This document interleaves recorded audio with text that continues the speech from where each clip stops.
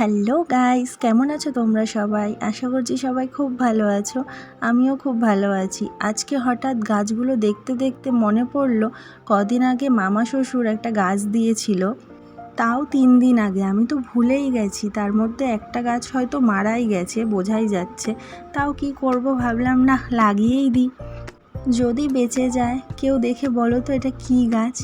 অবশ্য দেখে বুঝতেও পারবো না এটা কী গাছ। এটা রাসবেরি গাছ। আমি মামা শ্বশুরের কাছে অনেক দিন আগেই চেয়ে রেখেছিলাম, বলেছিলাম তোমার কাছে এই গাছটা আছে, আমাকে দেবা। তো মামা শ্বশুর বলেছিল ঠিক আছে, আমি গাছটা ডাল থেকে চারা বের করে তারপর তোমাকে দেব। তো কথা মতো মামা কিন্তু চারা বানিয়েই আমাকে দিয়েছে, কিন্তু আমি তো এত দেরি করে ফেলেছি লাগাতে, জানি না বাঁচবে নাকি। বাড়িতে গাছটা বসানোর মতো কিছু ছিল না, তাই এই একটা ফলের বাস্কেট ছিল, ওর মধ্যেই গাছটা লাগিয়ে নেব।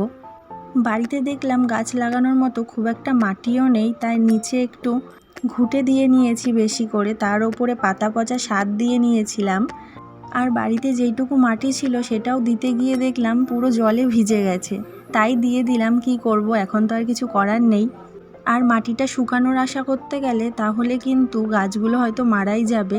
গাছগুলোর নিচে ভালোই শিকড় ছিল, তো আমার কাছে মোটামুটি যা সার ছিল সবই অল্প অল্প করে দিয়েছি।